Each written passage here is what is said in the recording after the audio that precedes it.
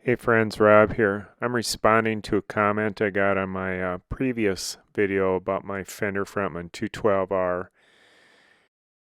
So this comment says, if you're not going to demo it, your video is useless. Yes, you can make it play low enough not to bring the police over. You know you can.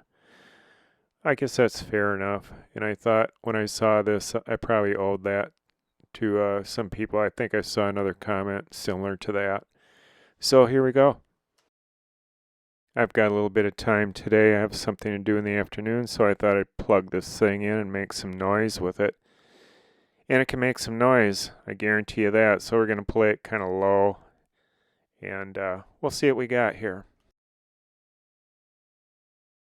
So this is what I'm going to use. I'm going to use my Shure mic, and I'm going to plug that into my 2i2, and I'm going to record this on GarageBand and edit it on iMovie. I'm going to use my Epiphone SG Pro. I'm going to make a drum sample in GarageBand for this deal. And for the clean channel on my amp, I started out with a basic rhythm track for this project. And then with the foot switch, I switched over to the dirty channel for the first level of distortion.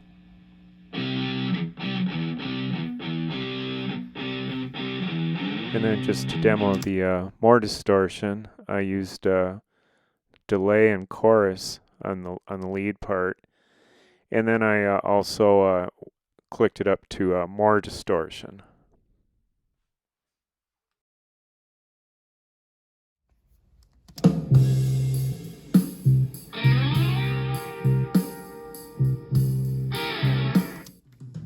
And did I mention I threw in a bass track there too, just for fun? Because that's what I'm doing. I'm having fun and responding to my comments. And this is what the monster sounds like.